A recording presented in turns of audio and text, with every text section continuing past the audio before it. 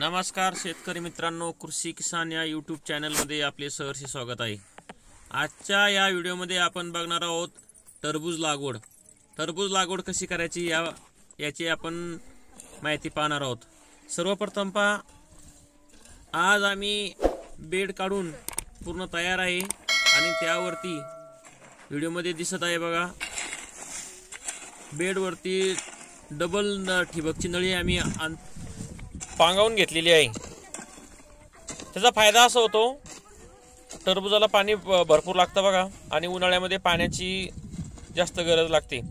त्यामुळे जर आपण डबल नळी जर पांगवली तर आपल्या पिकाला भरपूर पाणी भेटतं। आणि तुम्ही व्हिडिओमध्ये पाहत आहात, ट्रॅक्टरला जर आपण मल्चिंग पेपर पांगवायचा असेल त्यासाठी किमान 1200 ते 1500 रुपये पर एकर प्रमाणे पैसे लागतात। पाय देऊन घ्या जर वाटल्यास, अवघड नाहीये। एक काडी घ्यायची, त्या मल्चिंग पेपरच्या पाईपात टाकायची आणि दोघा जणांनी पुढे ओढायचे। थोडी थोडी टाईट करून झाल्यानंतर थोडी मातीवरून त्यावरून ओढून घ्यायची। व्हिडिओमध्ये पहा तुम्ही, खूप चांगल्या पद्धतीने या ठिकाणी मल्चिंग पेपर पांगवून चालू आहे पहा। आणि मल्चिंग पेपरला होल पाडण्यासाठी अशा पद्धतीचं लोखंडी पाईप आहे, समजा 2.5चा पाईप आहे हा। या पाईपामध्ये कोळसे आणि विस्तो टाकलेला आहे, त्यामुळे तो पाईप एकदम गरम झाला बघा। गरम झाल्यानंतर अशा पद्धतीचे होल मल्चिंग पेपरला पाडल्या जात आहे। आपण आपल्या पद्धतीने टरबूजाची लागवड करू शकतो 2 फुटावर किंवा 1.5 फुटापर्यंत, जास्तही कमी अंतर घेऊ नका।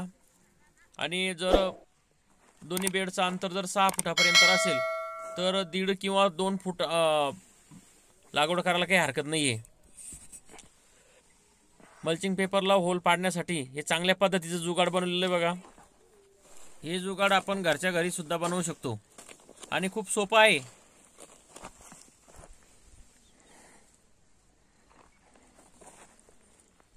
जे शेतकरी बांधव टरबूज लावण्याचा विचार करत असेल त्यांना अशी विनंती आहे, शक्यतो बेडवरती डबल ठिबकची नळी आथरायला पाहिजे, त्यामुळे भरपूर पाणी मिळतं पहा।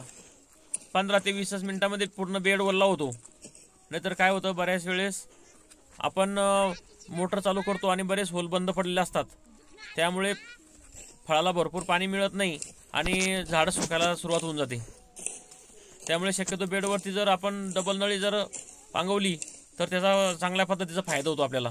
तसे सर्वांना विनंती आहे की आपल्या चॅनलला सबस्क्राइब करायला विसरू नका, लाईक करायला विसरू नका। धन्यवाद।